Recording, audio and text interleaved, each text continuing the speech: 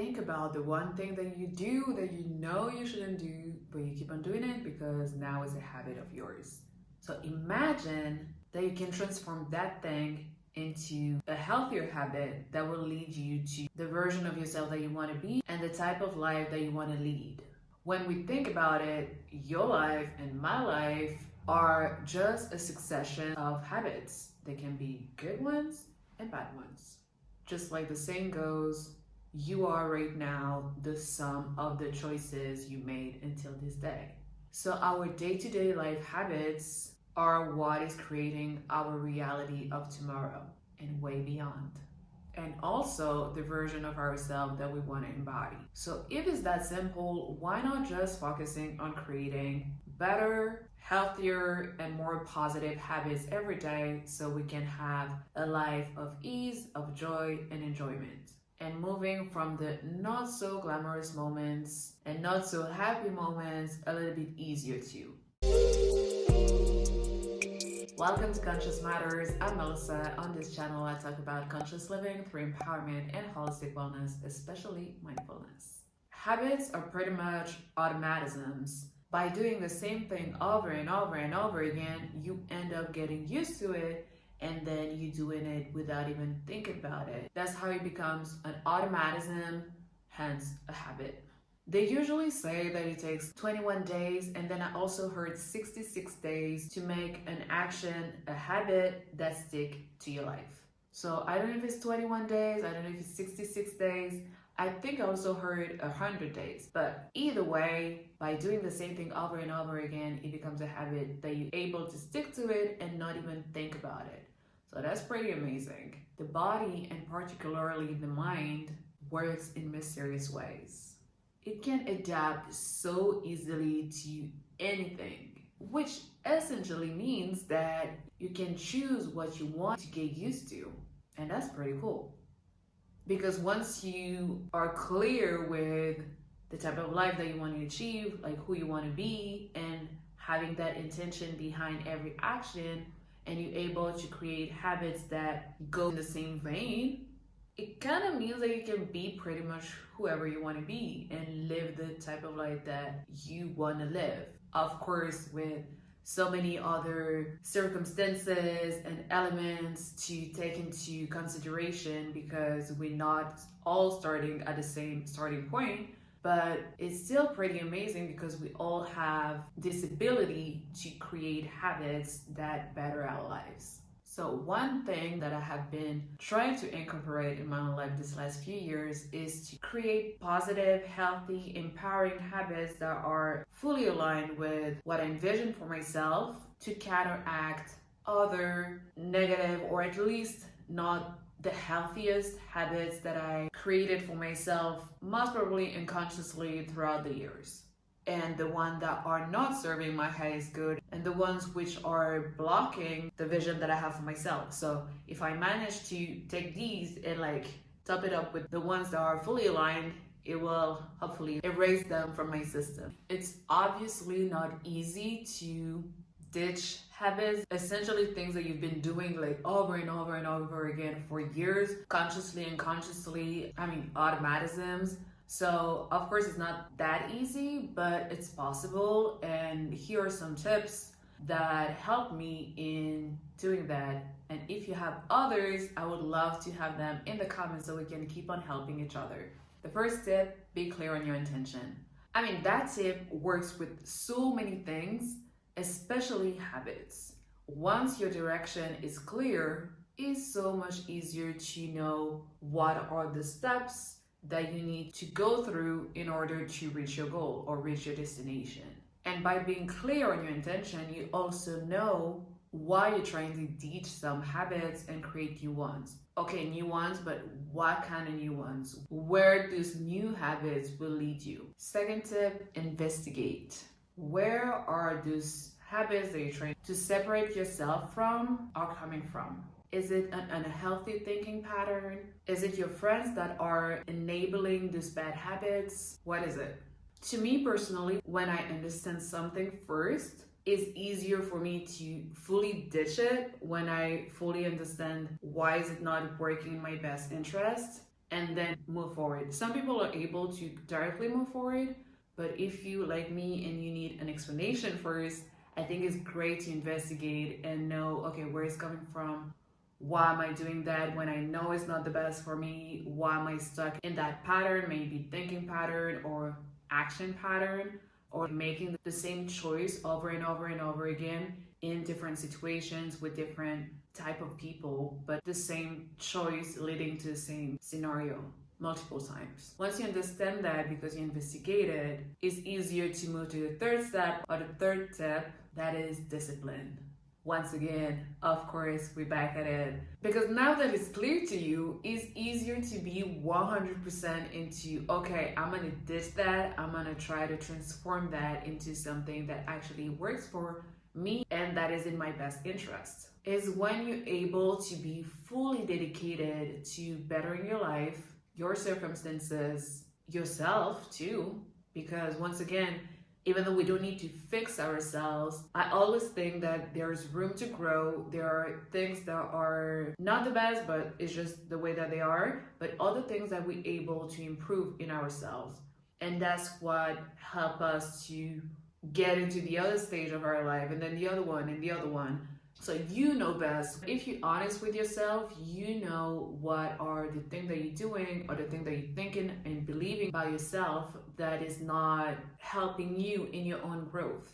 Once you're clear on your intention, you know why you're trying to ditch these habits. You investigated them, so you know where they're coming from. You understand why they're not serving you the best way possible. And with discipline is when you fully able to dedicate yourself. Not only you dedicate yourself to bettering your life yourself, so on and so forth, but also it helps in leaving your comfort zone, pushing through the resistance, and sometimes even pushing through the laziness, because we all have like one area of our life where we a little bit more lazy than other parts, or sometimes not even a part of our life or area of our life. It's just moments in our lives or periods where we're more prone to laziness than others. So discipline, even in those periods where you feel super duper lazy, it helps in pushing through and never giving up on that dedication to yourself by focusing on the right things for your growth and evolution. I love thinking about discipline in a sense of finding freedom through discipline. Okay, I know you might think like it's completely different. These two are antonyms, completely opposite to one another, but discipline can actually free up a lot of time, a lot of stress, a lot of mental space, and that is freedom too.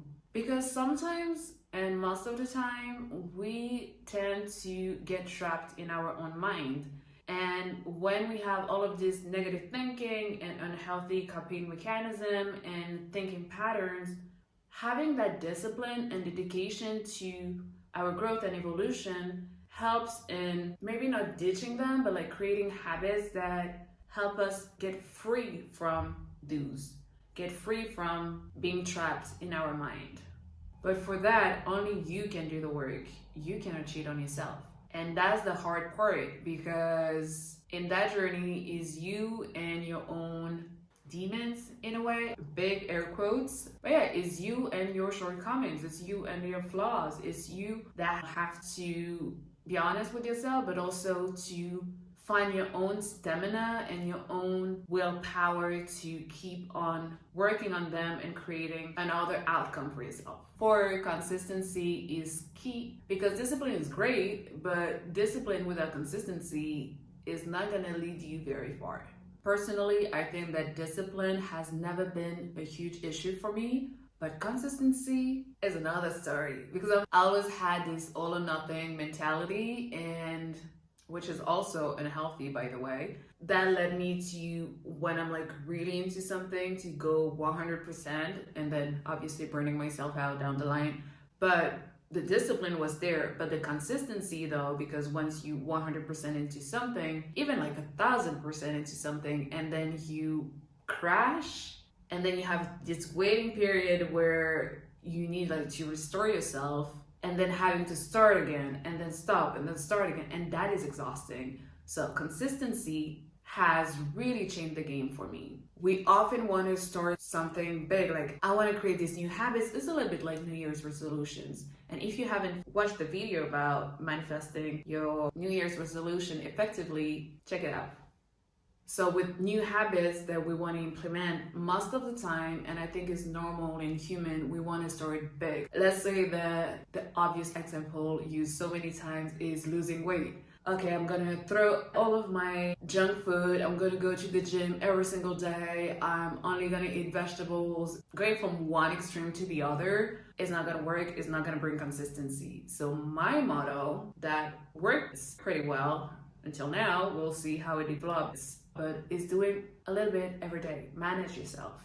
Manage yourself, manage your energy and your strength. So start small and then increase little by little, but don't go like from 0 to 100. You're gonna crash, because the goal ultimately is to stick to the new habit, to the new healthy habit. For it to stick into your life is not to do it for a few days or a few weeks and then drop in it. The goal is not to overwhelm yourself at all. The goal is not to overwhelm yourself with doing too much at once, cutting off whatever things that you were doing that is not serving you, everything at once, to just go back into it a few days or a few weeks later. So let's say that you want to read a book a month. Super trendy right now. So you realize that it was a bad habit to comfort you with this excuse that you don't have time to read, or whatever reason may be, but you realize that it's not good for you to not read. You just want to go back into reading, so it's been a while, and you want to create this new habit of reading more so you can either take care of your intellect by educating yourself on different subjects, or you want to take a little bit more time and invest in your self-care by escaping through fiction novels. To be honest, if you've never done that before and you already struggling with your schedule to find free time for you, that goal to create that new habit of reading more is not gonna work, because it's too big, in a sense that you cannot go from 0 to 100 once again. But what about growing that habit to get to your goal by reading a little bit every day, 2 or 5 minutes right before you go to bed or when you wake up in the morning? Or even if that is too big at first, reading just one sentence a day.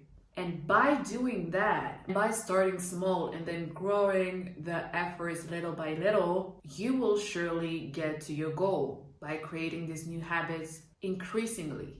So all in all, manage your efforts, but gear them in the right direction. Tip number 5, to create new healthy habits and ditch the negative ones or the ones that are not serving you.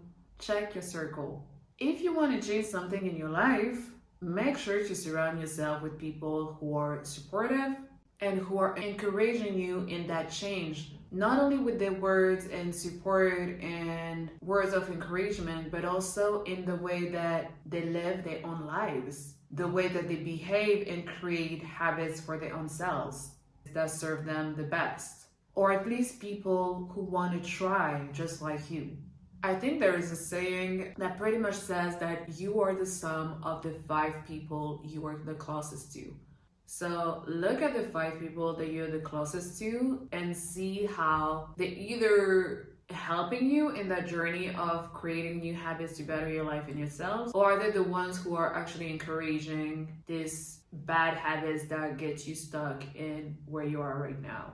And number 6, I think is the bonus step: never lose hope. Never. Even when you fail, you are human. You're gonna fail, especially with new habits. You're gonna slack, you're gonna fail, you're gonna start, you're gonna stop, you're gonna start, and then you're gonna stop again, and then you're gonna start, and it's gonna be fine. But you're human. You are human. You're gonna mess up.